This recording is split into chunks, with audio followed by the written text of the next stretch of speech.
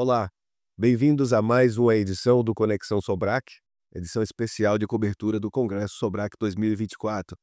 E nesse módulo nós estamos aqui hoje com duas autoridades na área de estimulação cardíaca artificial, professor Hanan Buri, presidente eleito da Associação Europeia de Arritmias Cardíacas, professor Alexander Dalforno, pioneiro na estimulação fisiológica aqui no Brasil. Para isso, eu conto aqui ao meu lado com o professor Eduardo Bartolomai, nosso coordenador da área de habilitação, de prova de habilitação da Sobrac, que vamos coordenar esse bate-papo aí. E aí, Edu, o que é que a gente vai falar com essa turma aqui hoje? Vamos aproveitar duas autoridades no assunto aqui e vamos falar sobre a estimulação do sistema de condução, que talvez seja um dos assuntos mais discutidos em todos os congressos do mundo, que estará em várias mesas aqui no nosso Para que eles estão aqui, né, o Buri, o que é que você vai falar hoje aí? O que é que você traz de novidade para o pessoal de estimulação do sistema de condução no cenário aí da terapia de ressincronização? Sim, obrigado, Alexandre. Para começar, obrigado pelo convite. É sempre um grande prazer para mim visitar o Brasil e participar nesse congresso. E tem muitas novidades. Não? É uma área que mexe muito rápido. Meus temas hoje são a pergunta número 1, se é importante de capturar, to capture, o ramo esquerdo ou se é suficiente só de estimular o septum esquerdo. E responde que é rápido, é sim, para pessoas com insuficiência cardíaca, se de capturar esse sistema de condução, e para as outras pessoas não. Eu acho que não faz uma grande diferença. E depois, a segunda palestra que eu tenho são sobre o material de implantação, porque hoje temos dois tipos de eletrode. O eletrode luminless lead e também o starlight driven lead. E cada um tem vantagens e desvantagens também. E eu vou falar sobre isso, técnica de implantação. Aqui no Brasil a gente discute muito isso, né? E o eletrodo com o stylet está ficando cada vez mais popular, o gosto das pessoas. Não sei se vocês preferem já isso aí. Nos Estados Unidos parece que é mais o luminless lead, o 3830. E eu acho que vai dar um debate bem interessante. O que você acha aí? essa é uma discussão. Eu acredito que a gente tem muito que evoluir ainda nos materiais para estimulação do sistema de condução. Tenho certeza que daqui a uns anos a gente vai estar falando com o que a gente estimulava e vai parecer brincadeira. E o RIS, Alexandre? Tem espaço para o RIS ainda no cenário da estimulação do sistema de condução? Então, bom dia a todos aí. Eu acho, a minha aula vai ser sobre estimulação do RIS. Para mim é um retorno às raízes, né? Em 2016 eu comecei a fazer muita estimulação do feixe RIS e depois houve uma tendência mundial de migrar para a estimulação da área do ramo esquerdo. E voltando agora no tempo, a gente consegue ver algumas coisas em que o RIS realmente é ainda melhor do que estimulação da área do ramo esquerdo, né? Principalmente para pacientes que têm bloqueio nodal. A gente pode lançar a mão da estimulação do feixe RIS, ela mantém a fisiologia do ventrículo direito e do ventrículo esquerdo. Está crescendo muito a estimulação do feixe RIS em pacientes com bloqueio de ramo direito, que você melhora a sincronia e a função do ventrículo direito, que foi praticamente meio que abandonado quando se passou a estimular muito a área do ramo esquerdo. Então, eu acho que tem espaço, sim.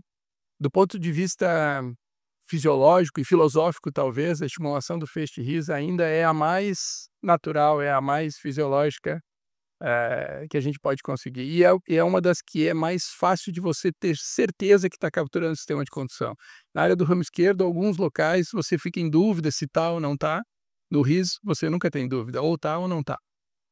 E essa dúvida é parte do que ele vai esclarecer para nós aqui. Eu queria deixar claro aqui que o Buri está falando em português com a gente.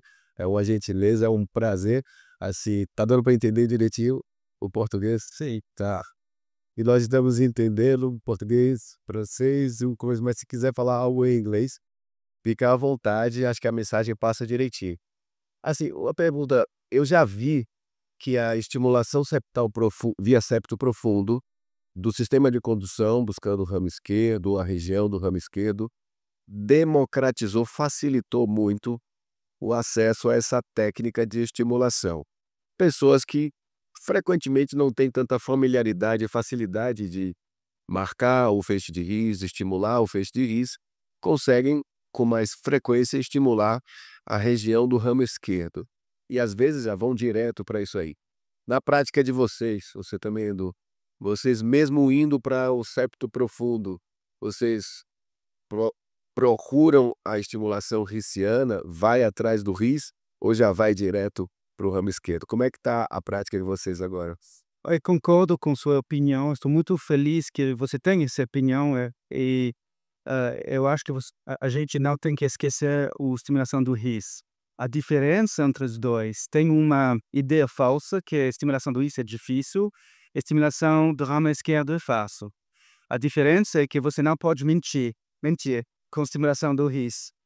E que realmente a estimulação do ramo esquerdo depende um pouco. A do ramo esquerdo dá para mentir, dá para saber. Dá para interpretar o eletrocardiograma um pouco mais movimento na interpretação. Mas eu acho que não tem dúvida que a estimulação do ramo esquerdo dá melhor parâmetros elétricos. Os thresholds, o sensing são melhor, no geral. Mas com o RIS pode dizer que são mais altos. Mas eu acho que hoje a técnica que a gente usa para fazer estimulação do RIS é diferente do antes. E o resultado é melhor, também no long-term results. E eu, pessoalmente, eu começo com left bundle branch e se não consegue ter eletrocardiograma boa, eu faço o RIS com backup.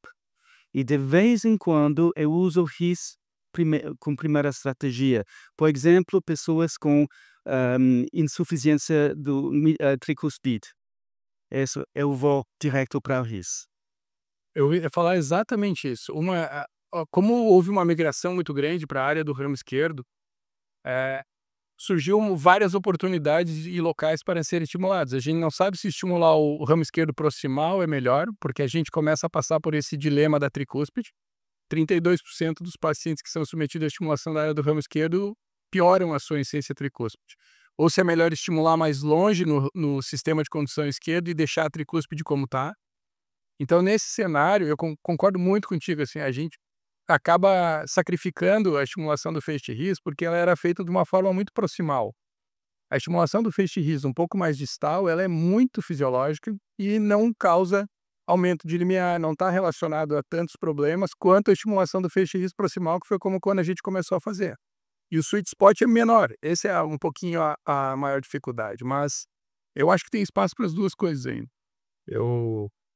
Primeiro, definitivamente a gente gostava muito do RIS seletivo no início e hoje não, né? Hoje eu sempre procuro estimular um RIS não seletivo. Caso perca a estimulação hissiana, a gente tem o backup de estar estimulando o músculo junto. A gente faz mais distal e a minha decisão da primeira opção de estimulação depende muito do paciente. Se o paciente tem uma doença mais nodal e o sistema de condução não tem doença, eu muitas vezes começo pelo RIS, eu acho mais fácil e muitas vezes e mais fisiológico. Agora, se o paciente tem uma doença mais baixa, ou algum tipo de bloqueio de ramo, aí certamente a gente começa com a estimulação do ramo esquerdo. Eu tenho na minha aula de hoje vai ter uma frase que eu aprendi com o André, que para quem só tem martelo, qualquer coisa vira prego, né? Então, se você só tem o RIS ou só tem o ramo esquerdo, você só consegue resolver a coisa de um jeito. Se você tiver as duas técnicas, você tem mais ferramentas para resolver problemas que você pode se... Então é bom entrar na sala com um portfólio amplo de possibilidades, incluindo também a possibilidade de catar o seio coronário para estimulação do ventrículo esquerdo, no caso da Resynchronization Therapy. Também porque tem a opção do Hot CRT ou Lot CRT. De vez em quando, com insuficiência cardíaca, se você tem uma QRS ou Non-Specific Interventional Conduction Delay, é impossível de corrigir o QRS com estimulação do sistema de condução. Impossível, porque a doença não é só sistema de condução próxima, também periferia ou intramiocardial. E lá você precisa uma estimulação do coronary sinus para melhorar. Um complemento, né? Você complementa a estimulação do sistema de condução. Não, o ideal hoje, quando a gente entra para ressincronizar, é ter as duas terapias e não é incomum migrar e fazer a mescla das duas. O importante é conseguir dominar as técnicas para oferecer para o paciente o que a gente pode fazer de melhor dentro da sala. Trocar uma ideia com vocês, uma dúvida prática que surgiu numa sessão ontem. Aí alguém perguntou, considerando que nós concordamos em ir para a terapia com tudo à mão, todas as possibilidades, vamos colocar um CRTD, tá? Um desfibrilador com ressincronização.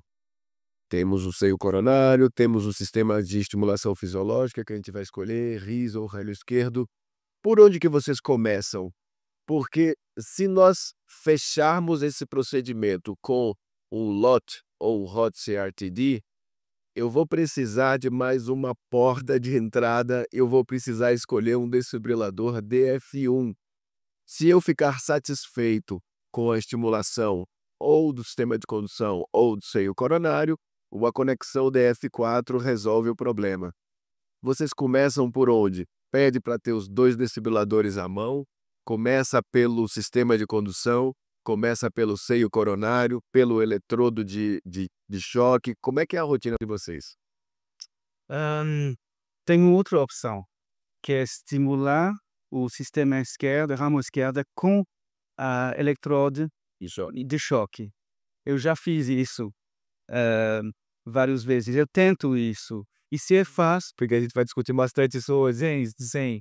É possível, mas eu não faço isso durante horas, não, porque no eletrodo que é frágil. Você tem que lembrar isso. Mas de vez em quando vai muito rápido e é possível de achar um resultado boa. Você não tem problemas de sensibilidade, não já esqueça problemas com isso. Até agora ele tomou o choque. Mas minha preocupação é a sobrevivência desses eletrodos. Se eles vão sobreviver o rotações que a gente dá. É por isso que eu não insisto. Se vai fácil, tá bom. Se não, eu ponho isso, mas eu sempre uso DF1.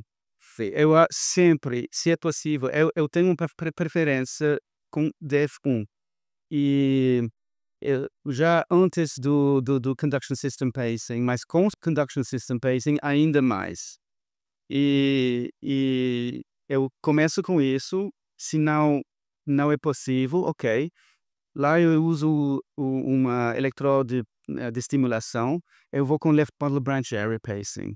E o resultado, se é muito lindo, ok, eu acho que tá bom. Eu não preciso uma eletrodo mais. Mas se não é bastante bom lá, eu vou implantar, sim. Então, eu começo com um método de imagem antes. Se o paciente tem muita fibrose, eu já opto pela ressincronização ventricular normal. Principalmente se tem muita fibrose septal.